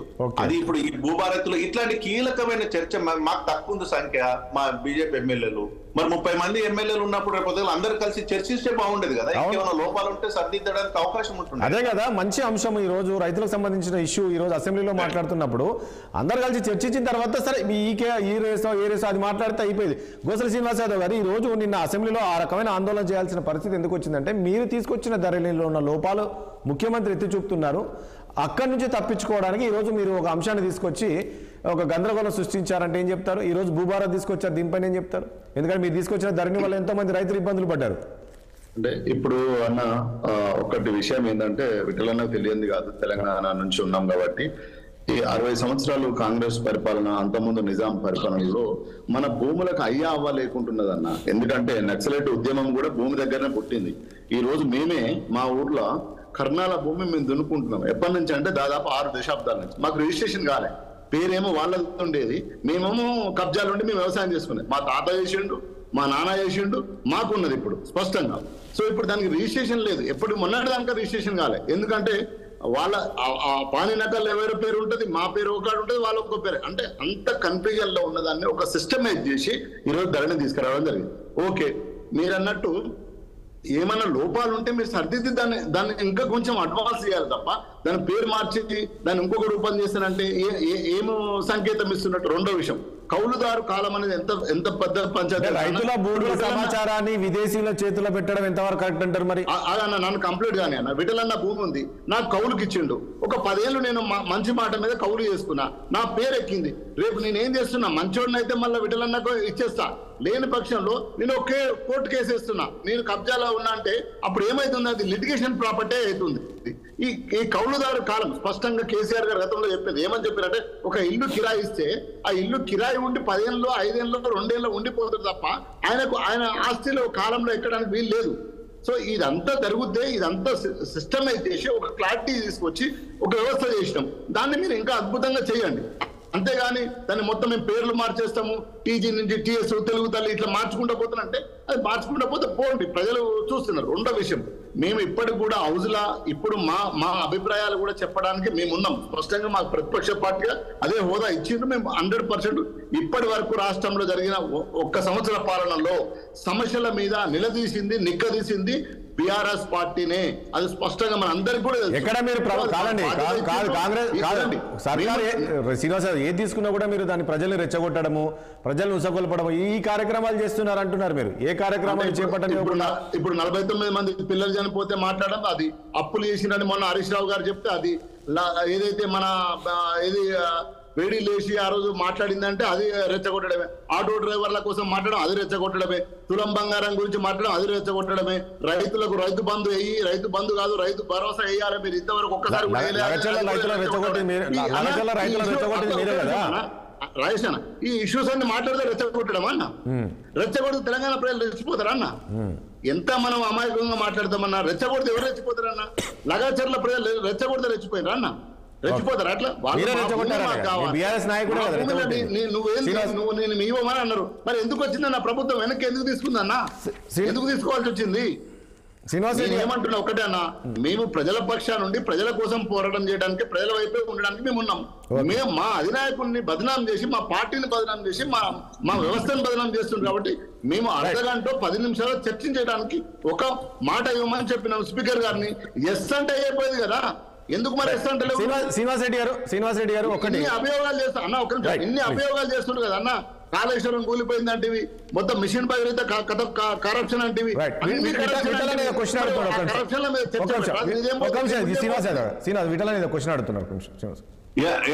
రాయసేన ఒక పాయింట్ నేను అంటే అందరు పెద్దలు విజ్ఞులు కోటేశ్వరరావు మిగతా వాళ్ళు కూడా ఉన్నాము. సభ అనేది ప్రజలు ఎప్పుడు చూస్తారు, అసెంబ్లీ అనేది ఒక డెమోక్రసీలో అది ఒక దేవాలయం లాగా ప్రజాస్వామ్యానికి.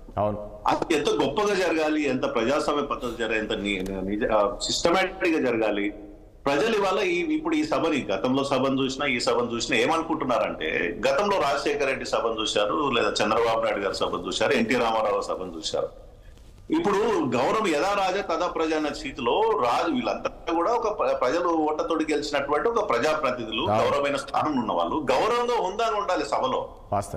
అది సభ మర్యాదల్ని పోతే ఏంటంటే ప్రజల దృష్టిలోనే చులకనవుతారు. కాంగ్రెస్ పార్టీ సంబంధించిన ఎవరు ఎమ్మెల్యే ఎవరైనా అది ఆ రకమైనటువంటి అసభ్యకరంగా మాట్లాడినా తప్పే, వాళ్ళపైన చర్య తీసుకోవాలి. అధికార పార్టీ అయినా సరే తప్పకుండా చర్య తీసుకోవాలి.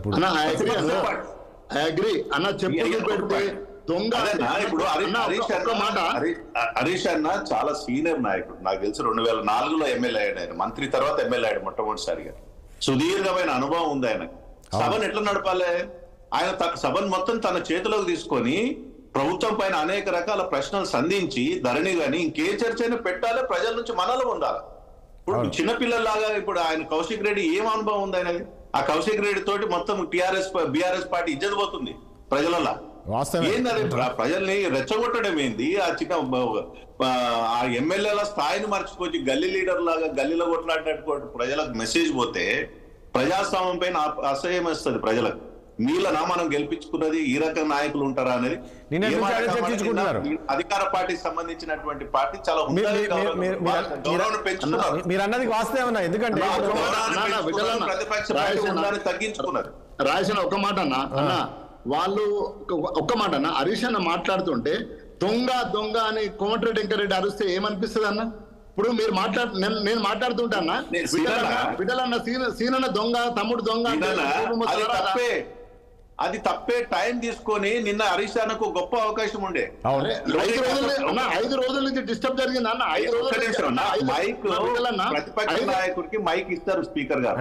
హరీష్ అన్న మైక్ తీసుకొని అధికార పార్టీకి సంబంధించిన ఎమ్మెల్యేను దుమ్ము దుల్పాల్సి ఉండే. ఇట్లా చేస్తారు ఆ సభలో సస్పెండ్ చేయాలని ఆయన డిమాండ్ చేయాల్సి ఉండే. 5 రోజులు రెడ్డి గారు తప్పు మాట్లాడితే డిమాండ్ చేయాల్సి ఉండే. అవకాశం తీసుకొని ప్రజల ముందు పెట్టాల్సిన గొప్ప అవకాశం. కౌశిక్ రెడ్డి గారు నిరసన తెలిస్తే దాంతో పోయి అబాస్ పాల్ కావద్దు రాజకీయాల్లో. విటలన్న 5 రోజులు హుందాగా అప్పుల పైన, తర్వాత ఆటో డ్రైవర్ల పైన, వాళ్ళ ఇచ్చిన హామీల పైన స్పష్టంగా వెల్ ప్రిపేర్డ్ అయ్యి సమాధానం చెప్పిండి అన్న. మీరు మనం హౌదులు ఫాలో అవుతున్నాం అందరం కూడా.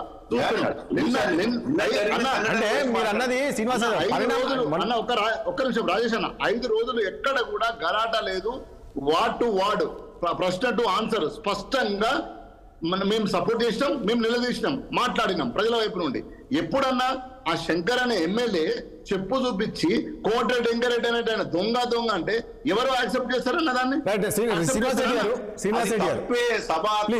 ఇవ్వచ్చు, టైం తీసుకొని మాట్లాడొచ్చు, ప్రజల ముందు చెప్పాలి. అది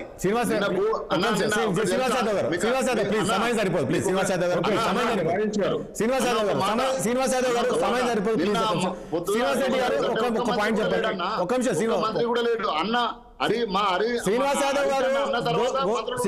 గారు సమయం సరిపోదండి, ప్లీజ్. వాళ్ళు మాట్లాడాలి కదా, మొత్తం మీరే మాట్లాడితే ఎట్లా? ఒకటి, శ్రీనివాస్ రెడ్డి గారు సభ నడపడంలో మీరు ఫెయిల్ అవుతున్నారా, లేక వాళ్ళు కావాలని సభ నడిపించలేకపోతున్నారా? మొన్నటి వరకు హుందాగా నడిచిన సభ ఇప్పుడు ఇంతకుముందు శ్రీనివాస్ యాదవ్ గారు చెప్పినట్లు కావచ్చు, ఈ మీ పార్టీకి సంబంధించి ఇప్పుడు ఒక అధికార పార్టీలో ఉన్నప్పుడు కొంత సమయం పాటించాల్సిన అవసరం ఉంటుంది. చూస్తూ ఉంటాం మధ్యలో ఏ రకంగా కామెంట్ చేస్తుంటారు ఎమ్మెల్యేలు. ఏంది నేను ఏదో అంటున్నా, సభ నడపడంలో మీరు ఫెయిల్ అవుతున్నారా అని. గతంలో ఎప్పుడు ఇలాంటి పరిణామాలు జరగలేదు. ఇప్పుడు ఒకటి రాజేష్ గారు, ఈ కేటీఆర్ గారు కానీ కేసీఆర్ వీళ్ళు హరీష్ రావు గారు ఏ హోదాలతో అసలు సభలో మాట్లాడుతున్నారో అర్థం కాదు. ఉపనాయకులు అర్థం కాదు. వాళ్ళకున్న ఇప్పుడు మీరు ఒకటి ప్రాక్టికల్ డిఫికల్టీస్ ఉన్నాయి. శ్రీనివాస్ గారు మీరు గమనించాలి కొన్ని. శ్రీనివాస్ యాదవ్ గారు మనం ఏంటంటే కొన్ని గమనించకుండా మనం ఎదుటోళ్ళు మాట్లాడినప్పుడు అట్లా నవ్వితే ఏంటంటే పబ్లిక్ రాంగ్ మెసేజ్ పోతుంది. వాళ్ళు అసలు ఏ హోదాలో మాట్లాడుతున్నారో నేను అడుగుతున్నాను. వాళ్ళు ప్రతిపక్ష నాయకుల, ఉపనాయకులు, ఏది క్లారిటీ లేదు. అందుకనే కోమటిరెడ్డి వెంకరెడ్డి గారు అన్నది ఎవరు మాట్లాడుతున్నారు, దొంగే దొంగ అన్నట్టు ఉంది ఇక్కడ. ఇలా కేటీఆర్ గాని కేసీఆర్ గాని వాళ్ళ హరీష్ రావు గారు ఆర్థిక టెర్రరిస్ట్ గా వ్యవహరిస్తున్నారు. ఫైనాన్షియల్ ఒక టెర్రరిస్ట్ లాగా, ఆర్థిక టెర్రరిస్ట్ వ్యవహరిస్తున్నారు వాళ్ళు. మరి వాళ్ళ మీద అంటే జనాన్ని ఎదుటోళ్ళు ఏంటంటే ప్రేరేపించే విధంగా ఉన్నాయి వాళ్ళ యాక్టివిటీస్. మొన్న ఏమన్నారండి మీరు హరీష్ రావు గారు, మీరు విన్నారా? బిజినెస్ అడ్వైజరీ కమిటీలు మీటింగ్ లో చర్చ పెట్టాలంటే అది BAC అంటే బిస్కెట్ అండ్ ఛాయ్ లాగుంది. అంటే ఆయన కవిత్వం, ఆయన పేరడి మాటలు చూడండి. అంటే ఎంత హెచ్డిగా మాట్లాడుతున్నారో. ఆయన ఒక ఎమ్మెల్యే అయిండు, మంత్రి అయిండు, అంత బిస్కెట్ అండ్ ఛాయ్ అట దాంట్లో చర్చ అట్లా లాగుందట ఆయనకు. అంటే ఎంత ఈజీగా కామెంట్ చేశారో చూడండి ఆయన. అంటే ఆయనకి ఏపటి గౌరవం ఉంది దాని సభ మీద కానీ, సభ నిబంధనల మీద కానీ, సభలో జరిగే చర్చల మీద కానీ ఆయనకున్నటువంటి నిబద్ధత ఏందో మనకు అర్థమవుతుంది. ఉరికొచ్చి మరి స్పీకర్ పోడియం దగ్గర ఉరుకుతున్నారు. ఉరికొచ్చి ఆయన సీనియర్ అసెంబ్లీలో ఎన్నో సంవత్సరాలు మా చిన్నప్పటి నుంచి ఉన్నారు హరీష్ అన్న. మాకు 2001 నుంచి చూస్తున్నారు హరీష్ అన్న. మీరు ఎట్టురుకుతారు ఆయన? అంటే ఒక సమయాన్ని పాటించేది లేదా, సభా మర్యాదలను పాటించేది లేదా? ఇప్పుడే అంత అయిపోయిన తర్వాత కోర్టులో దాని మీద FIR అయింది. ACB FIR చేసింది ఈ ఫార్ములా కింద. ఆ తర్వాత మళ్ళీ ఫెమా నిబంధనల ప్రకారం ఎన్ఫోర్స్మెంట్ డైరెక్టర్ కూడా FIR అవుతుంది నిన్న. మరి అట్లాంటి సమయంలో దాంట్లో చర్చ పెట్టాలి అంటే ఎవరు ప్రజల అమాయకులు, అక్కడ ఉన్న ఎమ్మెల్యేల అమాయకులు అనుకుంటున్నారా? ఒక అంశము కోర్టు పరిధిలోకి పోయినా, పోలీస్ స్టేషన్ పరిధిలోకి పోయినప్పుడు, విచారణ ఉన్నప్పుడు దాని మీద అసెంబ్లీ చర్చ పెట్టొచ్చా? హరీష్ రావు గారికి ఆ విషయం తెలవదా? కేటీఆర్ గారికి ఆ విషయం తెలవదా? ఎవరిని మిస్గైడ్ చేయడానికి? అంటే వాళ్ళ సమస్యలు కూడా అసెంబ్లీ వేదిక చర్చించాలి. నేను చేసిన అవినీతి ఏంది అంటాడు. కోట్ల రూపాయలు ఆయన గేటు దాటించిండు, ఇండియా దాటించిండు, అది అవినీతి కాదా? వితౌట్ పర్మిషన్ ఎట్లా దాటిస్తారండి? దానికి ఇది ప్రైమరీ నాలెడ్జ్, దీనికి జనరల్ నాలెడ్జ్ సరిపోతుంది, లీగల్ నాలెడ్జ్ కూడా అవసరం లేదు. మరి ఇవన్నీ వదిలిపెట్టారు. ఇవాళ భూములు చూసాం ఇందాక రాజేష్ గారు అన్నట్టుగా. మరి ఇలా ప్రభుత్వ భూములు చూడొచ్చు, రెవెన్యూ భూములు కానీ, అదేవిధంగా ఎండోమెంట్ భూములు, ఓక్ భూములు, భూదాన భూములు, ఫారెస్ట్ భూములు, ఎన్ని చేతులు మానే మీరు ఒక్కసారి కొన్ని వేల ఎకరాలు ఇవాళ తెలంగాణ రాష్ట్రంలో చేతులు మానే. మన భారతదేశంలో తెలంగాణకు ఉన్న ఒక ప్రత్యేకత ఏంటంటే 60 ప్రజానికానికి ఇవాళ నైజాం సర్కార్ అప్పట్లో పాలించడం వల్ల చాలా భూములు ప్రభుత్వ పరంగానే ఉన్నాయి. ఆ భూములు ఒక ప్రైవేట్ సంస్థ చెప్పి కేసీఆర్ గారు చెప్తే సంస్థ చెప్పి మన భవిష్యత్తు, మన దేశ రాష్ట్ర భవిష్యత్తుని తీసుకెళ్లి వాళ్ళ చేతులు పెట్టారు. ఒక మీటర్ నొక్కితే అవన్నీ నిడిపోతే కూడా ఇవాళ కన్ఫ్యూజ్ అయ్యే పరిస్థితుంది ఇవాళ. అంటే ఇవాళ మనం ఏది చేతుల ప్రాణాలు పెట్టుకున్నట్టుగా ఇవాళ రైతుకి ఎంత ఇవాళ భూమి ఎంత ఇంపార్టెంట్ అండి. రాజులకు ఎట్ల భూములో రైతులకు కూడా భూములే. ఇలా తెలంగాణ 70% రైతు భూమి. ఇలా భూములన్నీ అన్ని లెక్కలు లేవు. ఎక్కడ కూడా లెక్కలు ఎక్కడ 60 ఏళ్ళు మీరేనే పరిపాలించింది. ఇవాళ ఎన్ఐసి చూడండి, ఎన్ఐసిలో 60 ఏళ్ళు మీరే పరిపాలించారు అన్న. మీరు వినాలి అన్న, ఎదుటోళ్ళు మాట్లాడేటప్పుడు దయచేసి నవ్వుకుంటే అట్లా ఎక్స్ప్రెషన్ దయచేసి 60 ఏళ్ళు మీరు మాట్లాడేటప్పుడు మేము తిక్కల వికలముఖం వేసుకుని అట్లే కనబడతా ఉన్నాం పబ్లిక్. దయచేసి మీరు ఎదుటోళ్ళు మాట్లాడేది కూడా వినండి, మీరు మాట్లాడండి. మీరు కొన్నిసార్లు మీతో గతంలో కూడా మాట్లాడినప్పుడు నేను గమనించాను, ఎదుటోళ్ళు మాట్లాడిన అన్ని జ్వరపడితే కష్టం అన్న. మీరు ఎంతసేపు మాట్లాడారు, మీ టైం కాకపోయినా మాట్లాడినప్పుడు కూడా మేమేమలేదు. అక్కడ సీనియర్ జర్నలిస్ట్ కోడిశ్రావు గారు కూడా ఉన్నారు, మేము విన్నాం. ఇవాళ మీరు ధరణి ఏం చేశారండి? ధరణిని తీసుకుని బంగాళాఖాతాలు గడపడానికి కారణం అదే. ఇవాళ మీరు ఒక మాట అన్నారు, ఇప్పుడు కౌలుదారు కాలం ఎక్కడదండి? అనుభవదారు వేరు, కౌలుదారు వేరు. ఎవరైనా వేసారా? మనం చూసాము, అనుభవదారులు కౌలుదారులు చాలా తేడా ఉంటది. ఎవరు కూడా కౌలుకి ఇచ్చిన భూములు రికార్డులో కౌలుకి ఇవ్వట్లేదు. అక్కడికి వచ్చేవరకు అనుభవదారు కాలంలో మనమే ఉంటాము. పట్టాలు చేయించుకున్నప్పుడు మాత్రమే, మీకు చాలా స్పష్టంగా చెప్తున్నా ఒక అడ్వకేట్ గా, పట్టాలు చేయించుకునే పక్షంలో మాత్రమే అనుభవదారు ఉంటాం తప్ప మనం 80% కూడా అనుభవదారులు ఉన్నాం. శ్రీనివాస్ రెడ్డి గారు ఇప్పుడు ఏదైతే భూభారత్ మీకు చెప్తా, మీకు అర్థం కావాలి, 60 ప్రజానికి అర్థం కావాలి. మీ దగ్గర నేను భూమి కొనుక్కున్నా, మీరు నాకు కాగితం రాసి ఇచ్చారు. ఈ కౌలుదారు చెప్పండి, మీ దగ్గర నేను భూమి కొనుక్కున్నా, మీరేమో పట్టేదారులు మీరు పేరున్నా, అనుభవదారులు నేనున్నా. అంటే కొన్నోళ్ళు ఉన్నా నేను ఇక్కడ, కౌలుదారిని కాదు ఇక్కడ. ఈ విధంగానే ఉన్న తప్ప ఎక్కడ కూడా కౌలుదారు పేరు ఎక్కడ కూడా గమనించాలి. ఇలా కొన్నోళ్ళు అనుభవం ఎందుకున్నది అంటే పట్టాలు మార్చుకోవడానికి టైం లేనప్పుడు, కొన్న కాలంలో ఎప్పుడైతే మనం అనుభవదారులు వస్తామో పట్టేదారు మార్చలేదు కాబట్టి అని ఉంటారు. కొన్ని కాంట్రాక్ట్ చేస్తాం, పెట్రోల్ బంక్ కావచ్చు, అట్లాంటి కొన్ని కాంట్రాక్ట్ చేసేటప్పుడు ఏంటంటే ప్రాక్టికల్ డిఫికల్టీస్ ఉంటాయి. ఇప్పుడు ఆయన అనుభవదారు కిందకు వస్తారు, అనుభవదారు కింద అగ్రిమెంట్ తోటి ఉన్నప్పుడు కొనుగోలుదారు కాదు ఆయన. మరి ఇట్లాంటి కొన్ని ఇబ్బందులు ఏంటంటే, ఇందాక వీడియోలో ఒక మాట ఏమన్నారంటే, కేసీఆర్ గారు ఎమ్మటే ట్రాన్స్ఫర్ చేయడము ల్యాండ్ అది బాగా నచ్చిందంటే అన్న, అదే చాలా వివాదాల కారణమైంది. ఒక కుటుంబంలో 2-3 పిల్లలు ఉంటే ఇద్దరే వచ్చి, ఒకరు తక్కువ వచ్చి వీళ్ళిద్దరు కలిసి రిజిస్ట్రేషన్ చేసి వెళ్ళిపోయేవాళ్ళు. తర్వాత రివ్యూ చేయడం లేదు అవకాశం. కానీ ఇప్పుడు భూభారతిలో అట్లా కాకుండా మళ్ళీ దాని మీద కూడా రివ్యూ చేయొచ్చు. జియో ట్యాగింగ్ అనే కొత్త అంశాన్ని తీసుకొస్తున్నాము. జియో ట్యాగింగ్ అంటే మొత్తము జాగ్రఫికల్ గా అక్షాంశాలు రేఖాంశాలతో సహా కూడినటువంటి మ్యాప్ మన పాస్బుక్ లో వస్తుంది. దాని వల్ల ఏమవుతుందంటే భవిష్యత్తులో మళ్ళీ ఇంకొక దానికి చెయ్యేది కాదు. రైట్. సో ఇట్లాంటివన్నీ కూడా భూభారత చట్టాలు తీసుకురావడం జరిగింది. రైట్. ఓకే, ఒకటి కోటేశ్వరరావు గారు ఒక పాయింట్ కోటేశ్వరరావు గారితో మాట్లాడించాం, మీకు ఇస్తాను ఫైనల్ గా.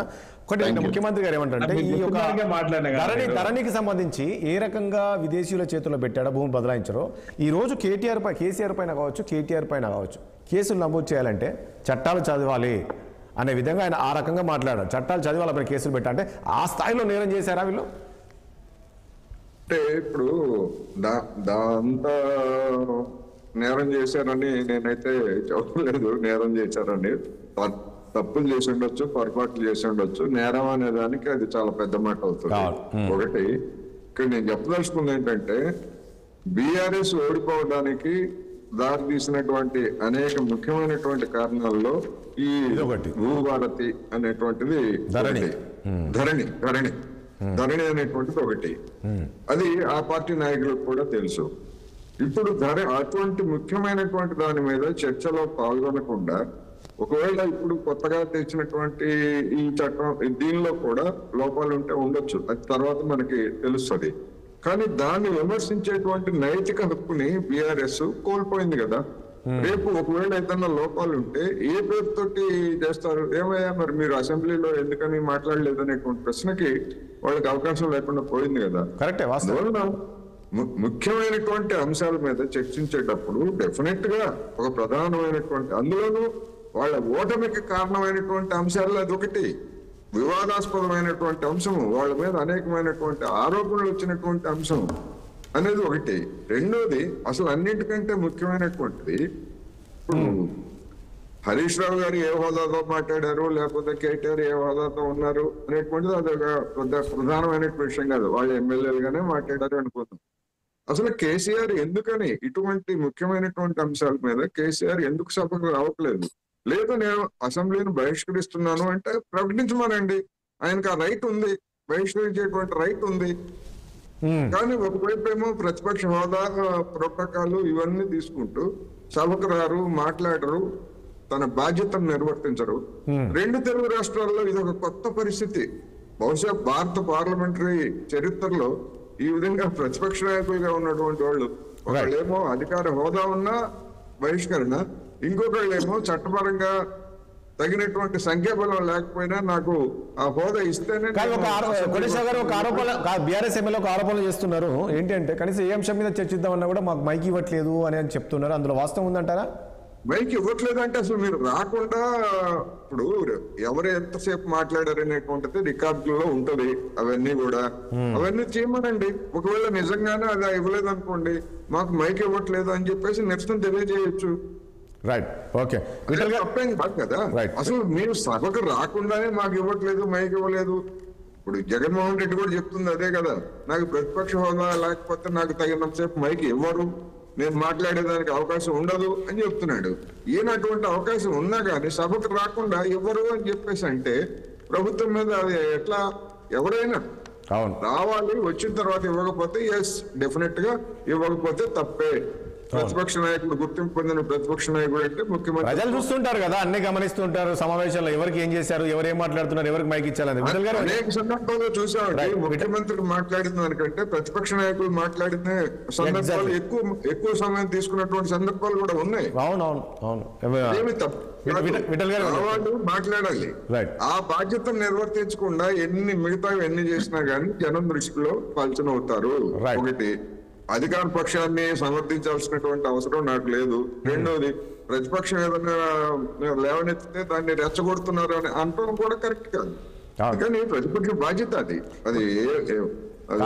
గురుకులాలైనా విద్యార్థులైనా ఇంకోటైనా అది బాధ్యత. అది పర్సనల్ ఇంట్రెస్ట్ చర్చలు పెట్టాలని చూస్తున్నారు. బాధ్యతని ప్రజల సమస్యల మీద సక్రమంగా వినియోగించట్లేదు అనేది నా విమర్శ.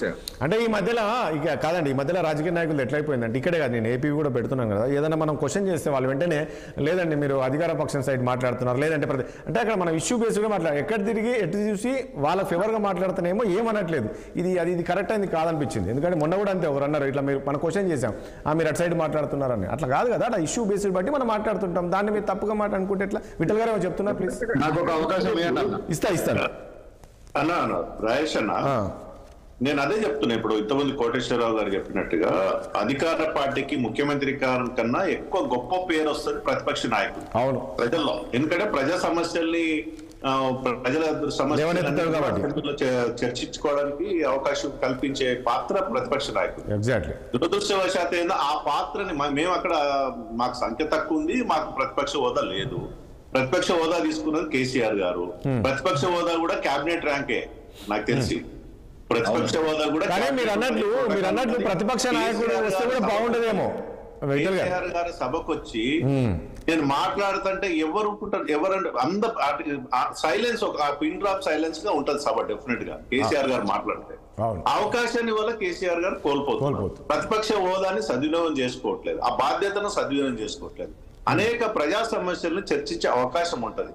ఇవాళ కాంగ్రెస్ పార్టీ కూడా రోజు రోజుకు బిఎస్సిని కండక్ట్ చేసి ఏ రోజుకి ఆ రోజు సభ కాదు, ఒక టైం టేబుల్ ఇవ్వండి. సభ ఈ రోజు నుంచి ఈ రోజు జరుగుతుంది, ఈ సమస్యలు మనం చర్చించుకుందాము.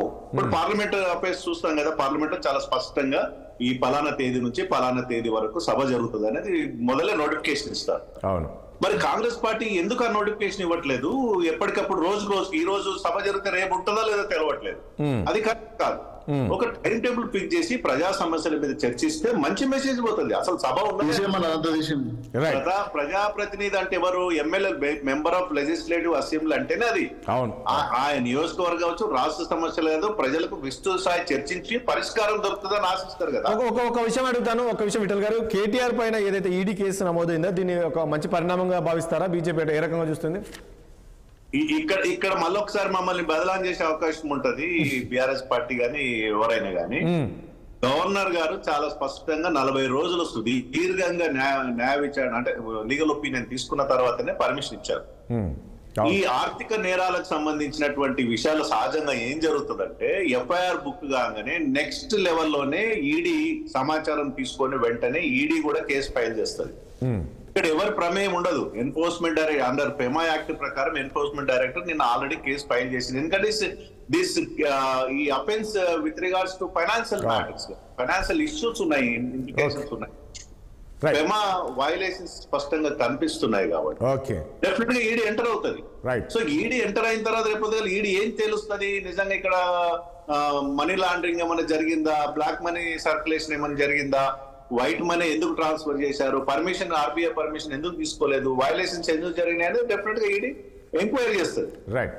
ఓకే. తప్పు జరిగినప్పుడు సహకరించి నిర్దోషిగా బయటకు వచ్చే ప్రయత్నం జరగాల, ఆ ప్రాసెస్ ని కంటిన్యూ చేయాలి, ప్రజావరానికి సహకరించాలి. రైట్. శ్రీనివాస్ యాదవ్ గారు చెప్తున్న సమయం లేదు ప్లీజ్. అదే నేనేమంటున్నా అంటే మీరేదో అన్నారు కోటేశ్వరరావు గారిని నేను వ్యక్తిగతంగా అన్నా ఒక్క నిమిషం నా మాట అవకాశమే అంటే మేము ప్రజల పక్షాన మొత్తమే పోరాటం చేయనట్టు ఓన్లీ నిన్న జరిగినది ఒకటి అంతే తప్పించి మిగతా 5 రోజులు 6 రోజులు మేము ప్రజల పక్షానే కదండి ఇష్యూస్ అన్ని మేము కదా అడ్రస్ చేసింది తెలంగాణ ప్రజల నుంచి. అది కూడా చూడాలి మీరు. రెండో విషయం సీనన్ అన్నాడు బిస్కెట్ ఛాయ్ అన్నాడు అన్న. బిఎస్సీలో ఇప్పటి వరకు ఒక ప్రాథమిక ప్రశ్న అన్న, ఎన్ని రోజులు అసెంబ్లీ జరుగుతుందో చెప్పిన అడగండి అన్న. మీరు చెప్పిన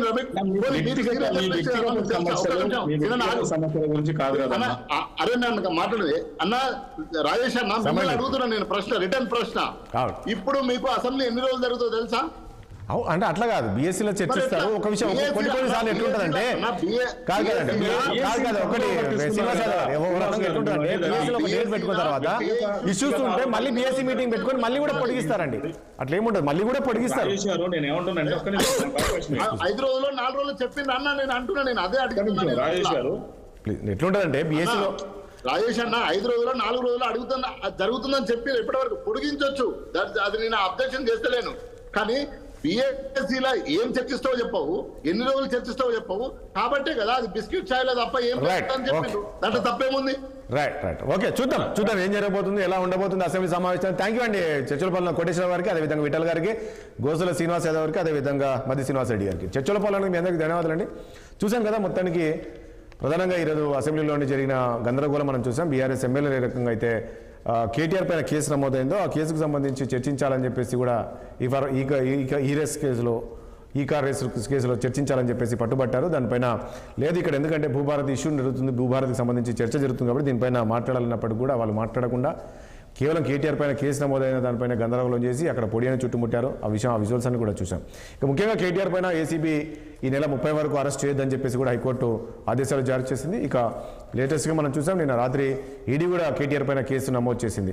సో ఈ రోజు రేపు కేటీఆర్కు మళ్ళీ ఈడీ కూడా నోటీసులు పంపించే అవకాశం కనబడుతుంది. అదేవిధంగా A1గా కూడా ఇందులో చేర్చారు అని కూడా మనకు సమాచారం ఉంది. చూద్దాం ఏం జరగబోతుంది కేటీఆర్ అంశంలో అనే దానికి సంబంధించి చూడాల్సి ఉంటుంది. ఎందుకంటే 30 వరకు అయితే కేటీఆర్ అరెస్ట్ చేయొద్దని చెప్పేసి హైకోర్టు ఆదేశాలు జారీ చేసింది. ఇక అసెంబ్లీ సమావేశాల అంశానికి సంబంధించి మరి ఈ రోజు ఎలా ఉండబోతుంది చర్చలు ఏంటనేది చూడాల్సి ఉంటుంది. ఇది వాళ్ళ చర్చ. రేపు అంశంతో మళ్ళీ కలుద్దాం. చూస్తుండండి 60 సామాన్యుడి ఆరోపణ.